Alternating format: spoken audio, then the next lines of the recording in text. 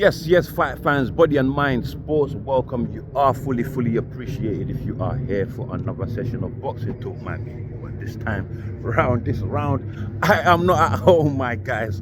I am not at home. I'm bringing you these videos away from home, my people, as I'm working. I'm working, my guys. So yeah. Anyway, um. The 140 division, my guys, the 140 division, we have a fight today between Regis Prograis and Catterall, my people. A fight that is actually promoted. It's promoted to be the best fight there is at the 140 division to be made with no title on the line. And what do I think of that? Well, for the most part, I do agree. So I guess I am on board, my guys, my people. But check this out, though. You know. We shall wait to see. Well, whether it lives up to those sentiments, you know, whether it lives up to that statement, my guys.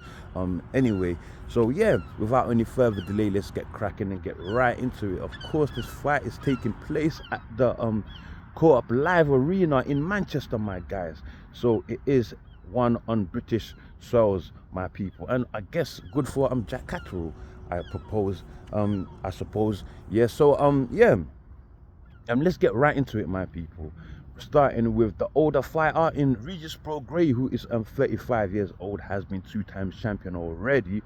So this is an opportunity to land a position to become champion again in the division, or so should I say, a chance to become 3 times champion in the division. And like I said, he is 35 years old. In his first championship run, he ran into Josh Taylor in 2019, and he lost that fight to Josh Taylor. Very close fight. I thought Prograis should have took it, but they gave it to Taylor. So there you go on that one, my guys, my people. And after that loss to Taylor, he managed to rack up 5 more straight wins. And amongst those wins, Jose Zepeda, he beat Jose Zepeda for the vacant WBC title, a title that was actually dropped by Taylor after he had gone and become undisputed champion in the division, my people. And after that Zepeda win, we had Prograis have one more successful defense against Danielito Zorilla in a very disappointing performance, if you ask me, on the side of Prograis, my guys. But you know, a win, still a win nonetheless. But do you know what, Devin Haney, his championship status didn't live for too long, because in his very next fight on December, my guys, 2023, he lost to Devin the Dream Haney, and with it too his WBC title. So that was his 2 championship runs, my guy, his 2 championship runs. But guess what? He's leaving that Haney fight, that loss, very bad loss. He got knocked down in that fight, totally dominated, and bloodied and bruised in that fight as well. So he's coming from a very bad loss to Devin the Dream Haney into his fight with Jack Catterall, my people. Whereas Catterall, on the other hand, is coming from a very great win over Josh Taylor, former undisputed champion in the world, my people. And I guess it's going to be on a high right now. Confidence must be brimming and through the roof, my people, on Jack Catterall. But in the press conference, I do remember Prograis he did say something about Catterall not being on his level. There's levels to this. He brings out Catterall's resume and says there's nobody on that resume except from Josh Taylor, my people. And well, you could say the same. Could you say the same for Prograis too? Actually, no. Prograis has got the much better resume. I have to say he's got the much better resume. But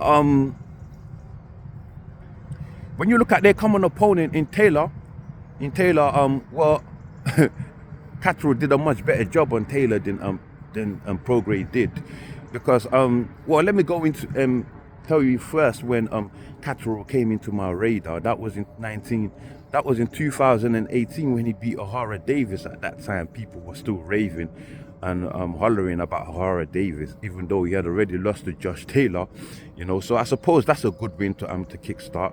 And then he went on to beat the likes of Linares. That's an alright win, just to gauge how really good you are as a fighter, because you know, it's an alright win, a decent win.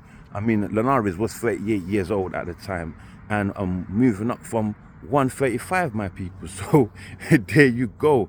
But then he did go on to get those two Taylor wins. Josh Taylor, he beat Josh Taylor first in 2022. Should have gone away with his undisputed title, my guys, but the decision was not given to Catterall in that occasion. But he did have a second bite in 2024, and he showed, of course, to the world that he was indeed the winner of the first fight, as he proved it the second time round, beating Taylor via decision, my people, via unanimous decision, I believe. And if it's not, you know, there was another robbery setting to take place.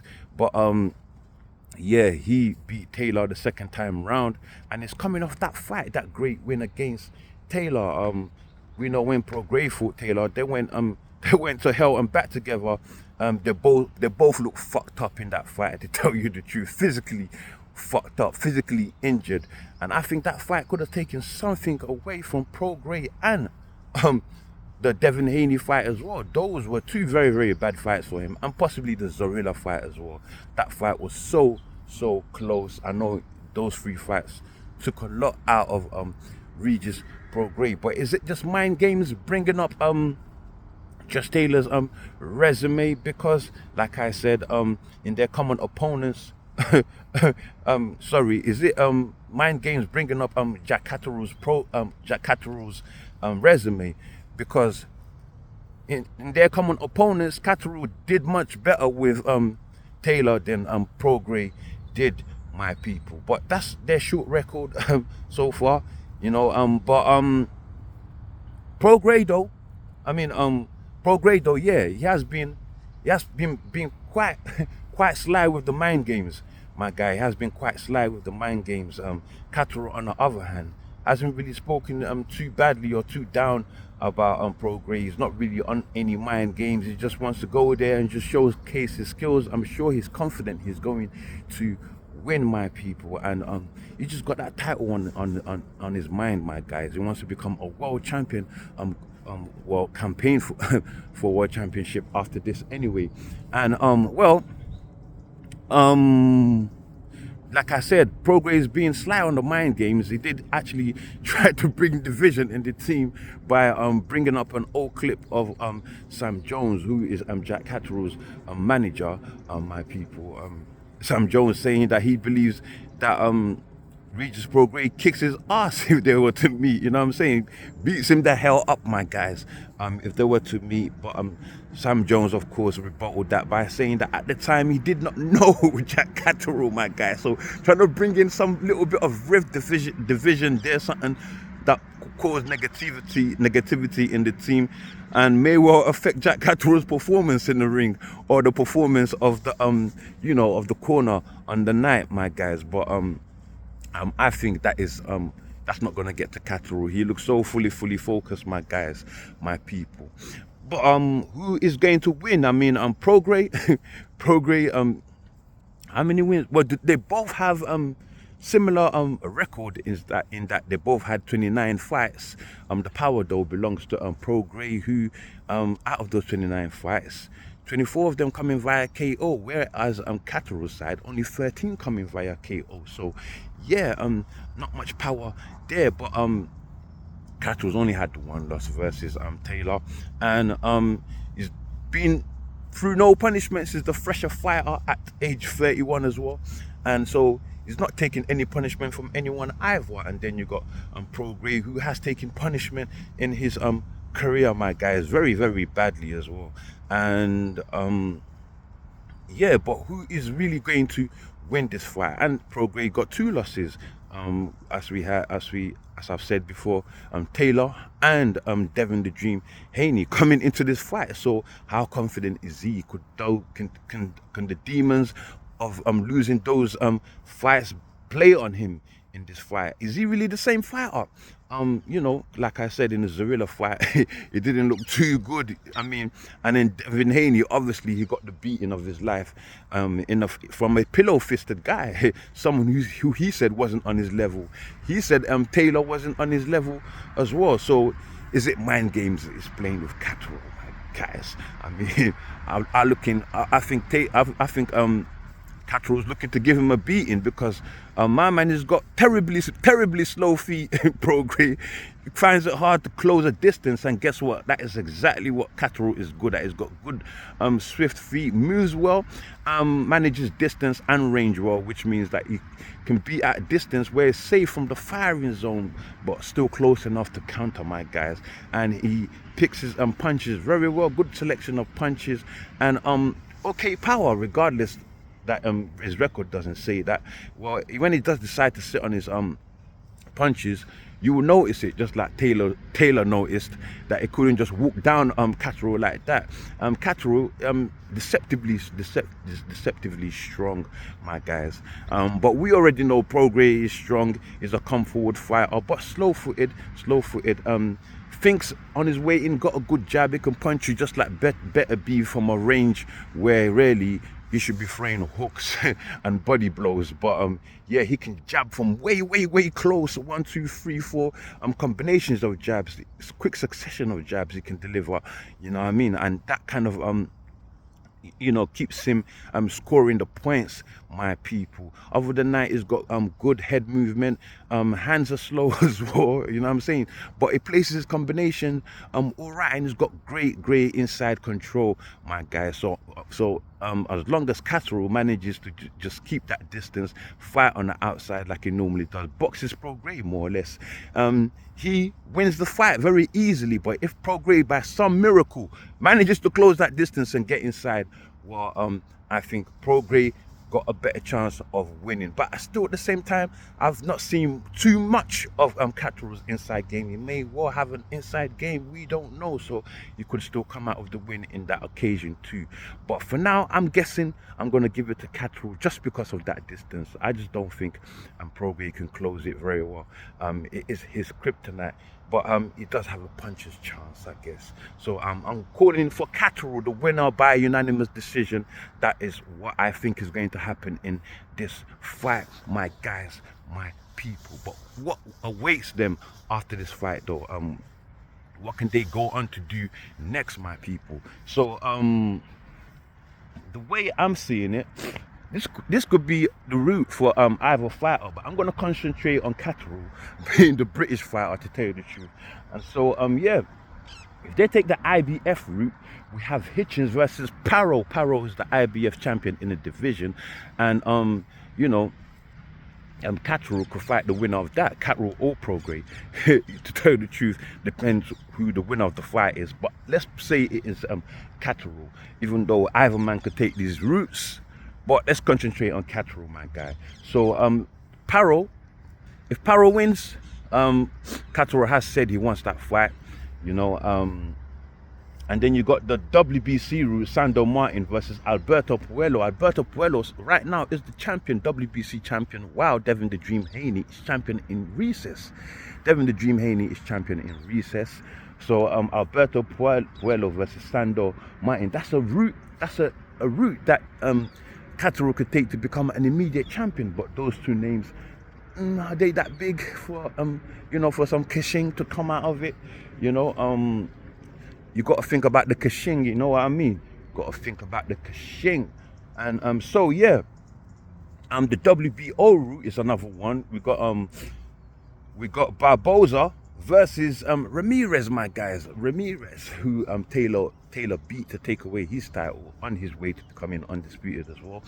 Well, that fight is there, so that is a good one. Ramirez versus Catterall, I think that would be a big fight. The Mexican fans would be behind that, my guy. So I don't know why he's not talking about wanting that. Wanting that fight, my guys. I don't know why, but I think it's because the WBO champion right now is Teofimo Lopez, who Catterall really wants. So does that mean there will have to be an eliminator between Catterall and the winner of Barboza and Ramirez, because they are more closer to the title than when you look at the rankings, they're closer to the title than my man is, than Catterall is. So yeah, even though he's interested in fighting Teofimo next, who is the champion, the WBO champion, my guys.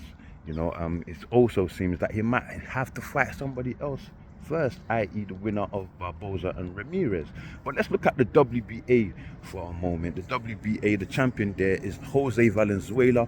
My guys, but it seems there's 4 people ahead already in the rankings of Catterall, who is number 5. Prograis there chilling at number 7. But so if he wins the fight and beats Prograis, well, where does that put him on the rankings and in terms of fighting for the title, my guys? Well, I don't really know about that. Well, I don't, whether it puts him even at number 1 contender. If so, then that is good. But do you want to have another fight before before fighting for a title? I mean, this fight should give you should take you there straight away, my guys. Should take you there straight away. But the best option, if he's looking for money, really, I would say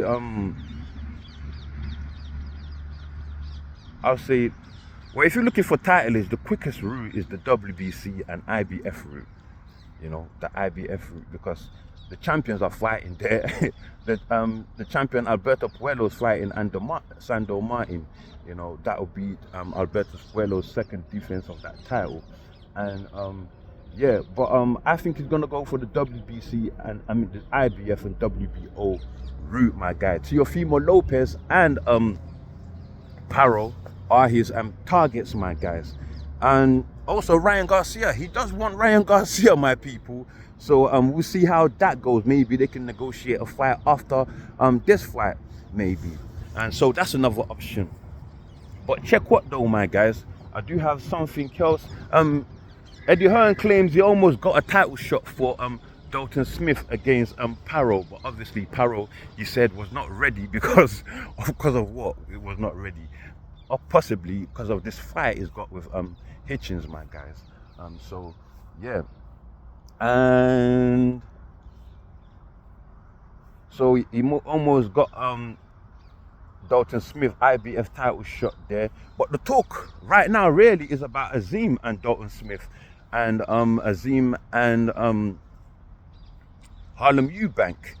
According to Eddie Hearn, he said that he was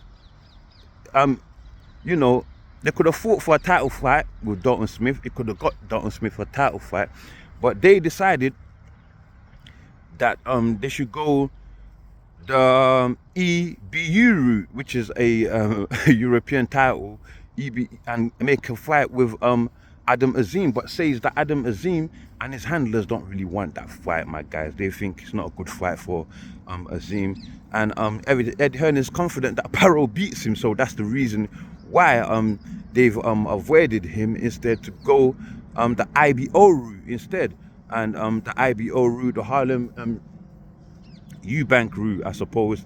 But he believes that even in that route, he's not gonna face Harlem Eubank.